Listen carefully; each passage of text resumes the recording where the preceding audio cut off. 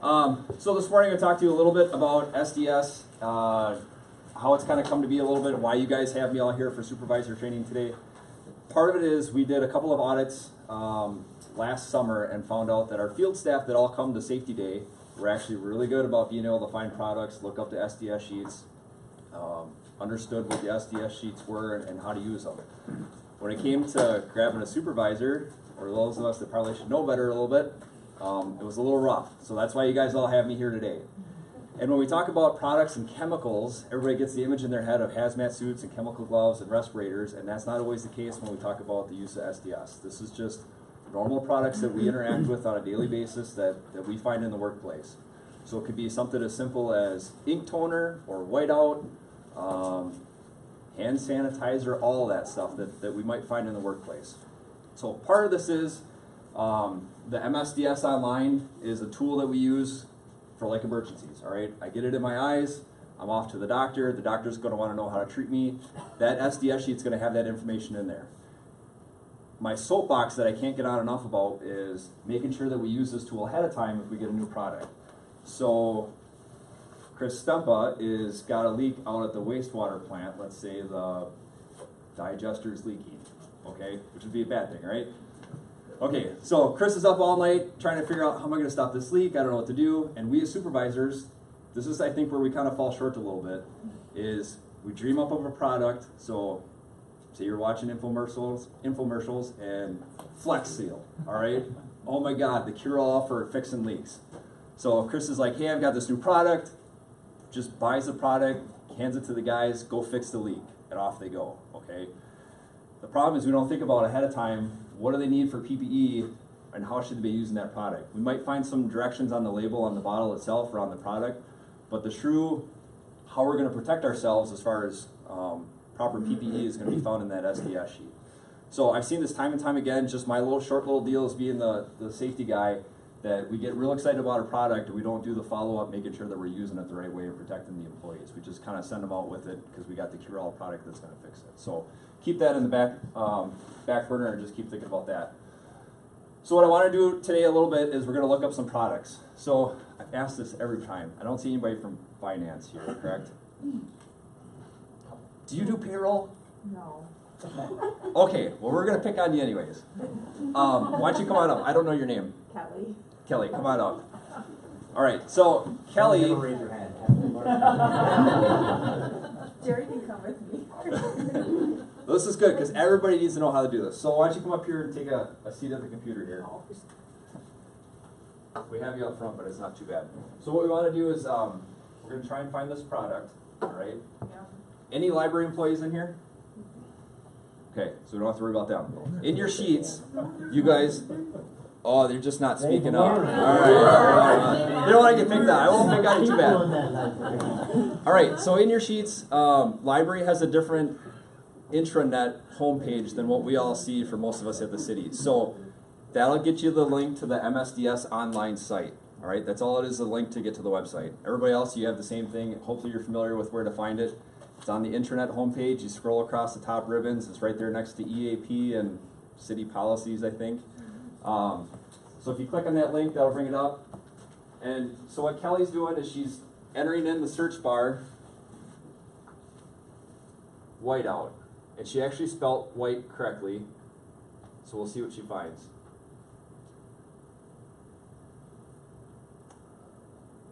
No results. All right. So let's just try, take the Bic out. We'll try it that way. Sometimes you gotta play with your search a little bit to get the product to come up. Nothing. What's what safe correction? Well, and there might be a hyphen in between there. Let's just try putting in white and see what comes up. Okay, so you see there. So if you get part of the word, you'll see the drop downs, just like you would on Google or Bing, it'll populate. So if you click on that, it should bring it up. And let's say Kelly is working on the DPW budget and you realize the numbers are wrong, okay, and you're scribbling out maybe on your computer screen with some whiteout, I don't know. All right, but you fling some in your eyes and you're just immense hurry to get it corrected, right? Okay, so you get it in your eyes, and we got to find out what to do to get it fixed. So she found whiteout, she opened it up, and then actually what she did, if you just hit the back button once. Oop. Yeah. Perfect, right there. Okay. Now, if everybody can see here, this is where we all get excited. We see the name in red. It looks like a link that we can click on it. That's usually where we all go. All right. If you go ahead and click on that where it's red letters. If you click on that, what that's going to show is just some general information about that product that we have in the system. It's going to show when it got entered in, who the manufacturer is, who actually entered it in. This one was entered on March 20th, 2014, so that probably came with the original transfer when we started using MSDS Online.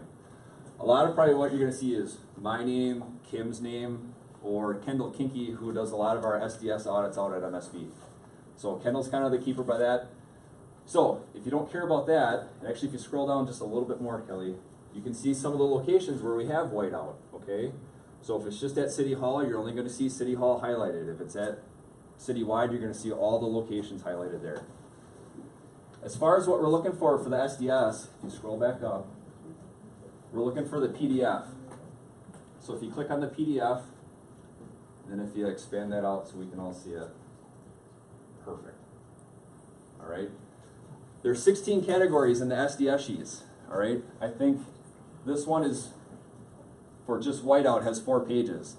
Some of our other products we might have 25 pages just for one SDS sheet.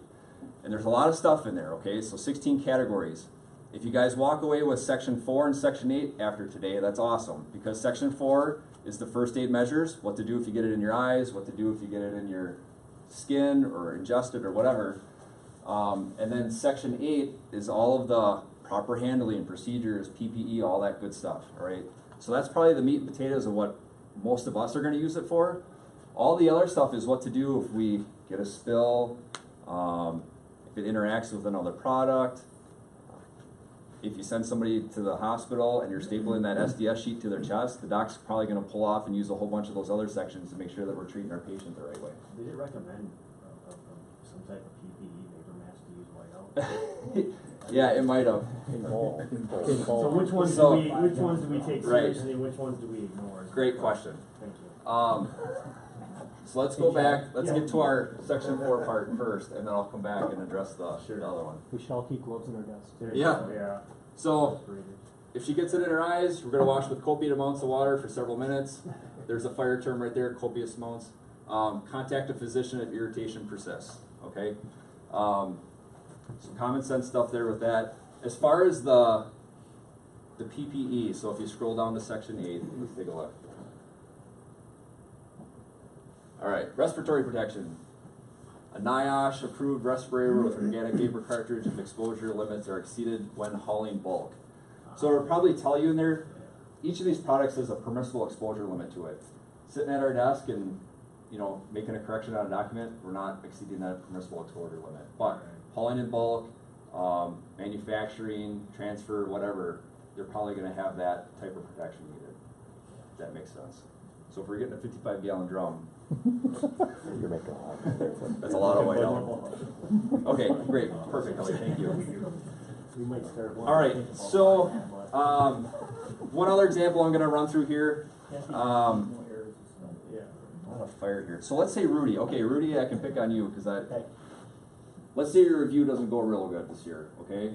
And you're assigned scrubbing toilets out at the PD. Okay, so when you're scrubbing toilets out at the PD, you're going to use what we all use, sodium hyperchloride. Right, did I get it right? Okay, we've all used sodium hyperchloride. All right? Does everybody know what sodium hyperchloride is? Bleach. I didn't know that, okay, but the chemists and scientists in the room all do. I don't know if Rudy, if you know that. Yeah. Okay, so Does now. come on up, let's take a look at one more product. So it's like you didn't go well, that's honestly. Right. Shouldn't raise your hand. Thanks for volunteering. Yeah. All right, so let's see if we can find this specific one here. Ooh. So, Clorox germicidal.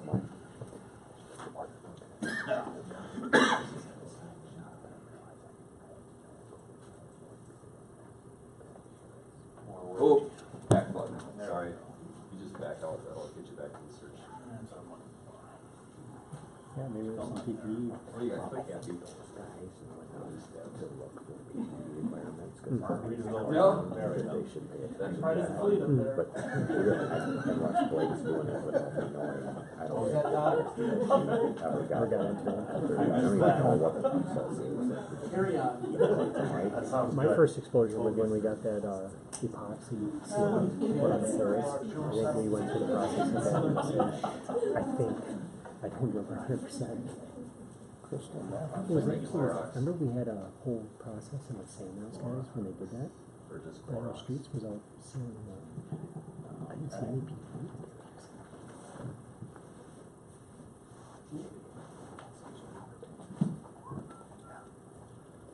On the poles is really cool. Company, effective price of bleach. It holds up.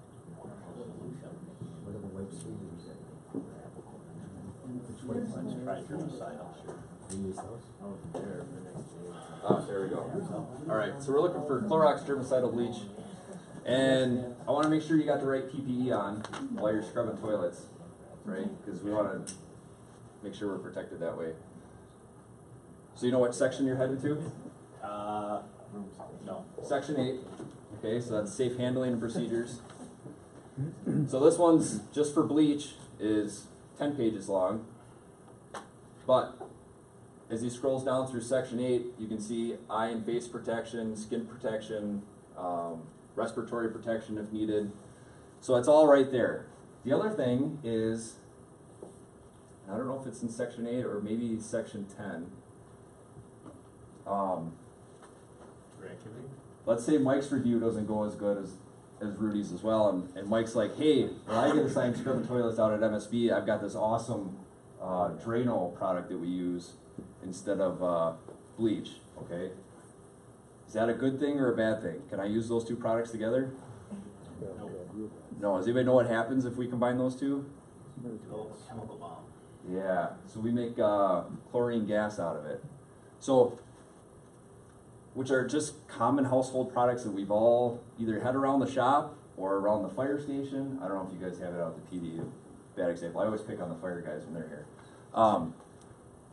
But stability reactivity. So it reacts with other household chemicals such as toilet bowl cleaners, rust removers, acids, products, and such. Okay? It tells us all right in there, right in that SDS sheet. So there's a ton of valuable information.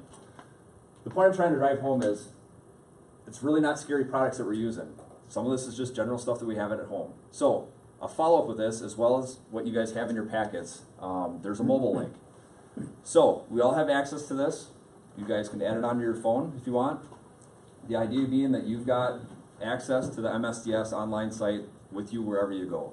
So if you're out in the field and an employee is having a reaction, you've got it right with you. You can deal with it right up front. The other thing that's really nice is we have, I don't know, like 5,000 products that are entered within the system just here at the City of Appleton. When you load that MSDS link on, you'd have access to the whatever 9 or 10 million that they have within their system. So if something happens at home with the kiddos or whatever, you'd have quick access to some of that information as well. So just something to think about too, okay? Perfect, Rudy, thanks. The other thing that I try to get on a little bit here is making sure we got proper labels on all of our secondary containers. So we're taking something out of bulk storage, out of a 55-gallon drum of whiteout, and we're putting it down in a little applicator that we're going to be using. We want to make sure that we get that label stuck on that bottle. So I've seen these quite a bit. They're the old NFPA diamond stickers. These will work in a pinch, but according to the new standard that rolled out a couple years ago, we need to have 6 items on that label. Okay, manufacturer information, a hazard word, a pictograph, because if you're like me, you can't read and you need pictures. So there's a picture on there that tells you what you're dealing with, as well as some other information. So in the packet, it kind of walks through a label, what's supposed to be included on it. We can actually generate, with the MSDS online system, some really nice usable labels that we can just stick and peel. So for us out at MSB, we've got some products that we use quite a bit, some Big Orange Cleaner, I've seen soap wash stuff that's down at CEA. When those guys grab a bottle out of the stockroom guys are handling a label and they stick it right on the bottle right away to make sure that we got everything labeled. And the thing with the labels is, not for your protection so much as it is your coworker or somebody that's on a second shift or a third shift that assumes it's one product and it's not.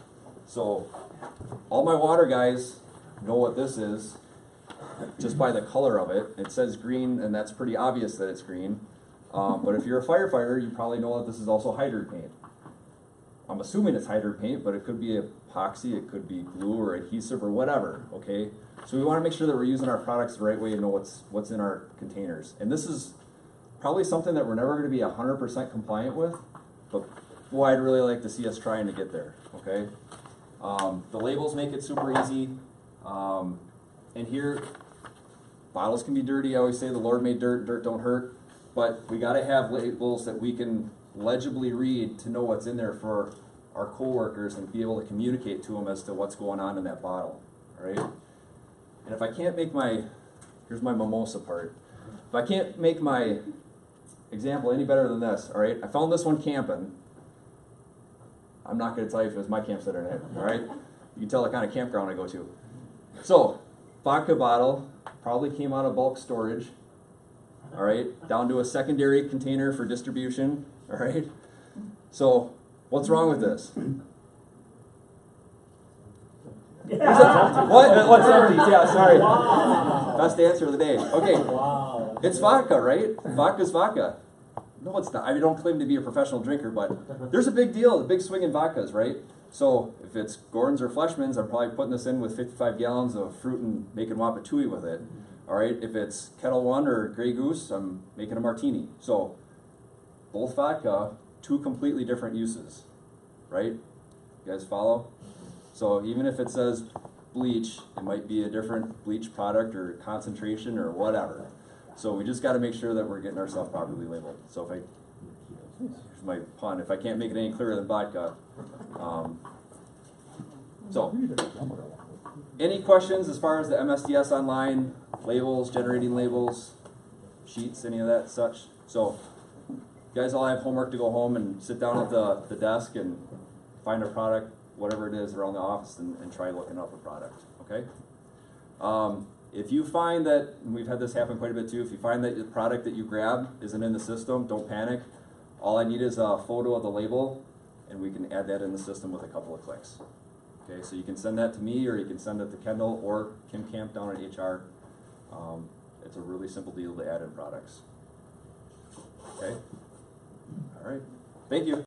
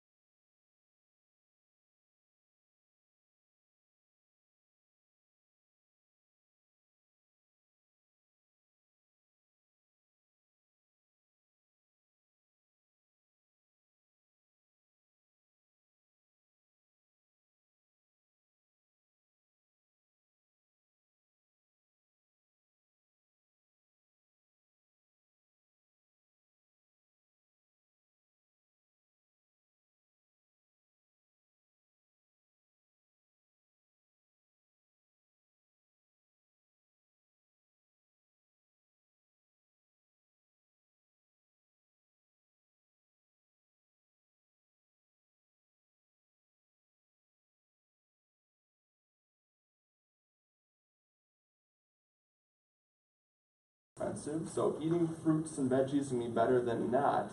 If you can afford to do organic or want to do organic, that would just be even better. When it comes to washing produce, to make sure, like, if you can't go organic, I know I don't buy organic all the time just because it is more expensive and we're kind of limited of what we get in season at certain times of the year. But if you're looking to really make sure that you're cleaning your produce well, mix a cup of vinegar in with your water and just let your produce kind of soak in a sink of water and vinegar for like 10 minutes and then take it off. So like if you have that waxy residue that's still on an apple after you rinse it off, kind of helps to cut some of that with the vinegar. So just a cup, that's all you need with a whole sink of water, and then just let things kind of soak in there. Careful with things like raspberries or blackberries, things like that, that kind of have more of a thin membrane. Those I would still just rinse off with water. Okay, but everything else, yeah, vinegar and water is great. So we went over 4 made points. Can you guys tell me what those 4 big things were to take away from today? Drink lots of water. Drink lots of water. So half of your body weight in ounces of water a day. That's 1. Eat more colors. Eat more colors. Yep. So strive for like 4 colors on your plate for those big meals. That's 2. Focus on the macronutrients, the 3 big categories of whole foods. Yes, perfect. So when we're trying to stick to more whole foods, trying to keep the ingredients less than 10 ingredients when you're eating your foods. If things are more than that, too processed. Okay? And then 1 more. And one of the first things that we talked about. All right, so we're trying to stay away from just the standard American diet, trying to stick to all of those 8 food groups that we kind of went over and make sure that you're getting balance of each of those big food groups, okay?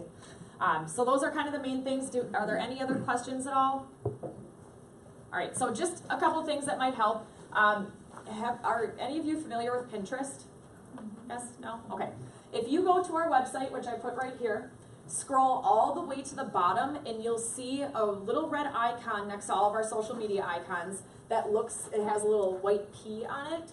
If you click on that, it will bring you to our Pinterest page where we have pinned over 2,000 recipes, all of which we approve of. So when a client comes in and does a program, the approved food list that we give them, all of those recipes go with that food list. So that's a great place to start. And then there is also an app called Fooducate. So I can write that down. But what that app does is it's free to download on your phone, and what you can do is you can scan different foods in and it will give you a rating based on how processed that food is. And if it's a really bad rating, like say it gives you a D or an F, it will give you an alternative for a healthier product other than that one that you're about to eat. So that is a really good thing to start using too. Okay, otherwise, any other questions? Yeah. What's involved in the food sensitivity testing that you do? Is it like a blood test or like? Yep, so it's a blood test, and it actually tests your blood against over 200 different foods, and it lets us know exactly which ones are causing issues for you. So it's more complex than just like dairy, gluten, like you would actually go into beef, chicken, pork, turkey, all the fishes, all the vegetables, all of that. And then basically we build a nutrition plan for you based on your specific blood work, so the foods that are not causing irritation for you. Mm-hmm. Okay. Any other final questions? No. All right, well, if you do have further questions, left the phone number up here. You can always email us. Emails are going to be on our website. But thank you guys for your time today. We hope you enjoyed it. So just think about some of those things that we talked about and try to make some changes, okay? All right, thank you. Thank you.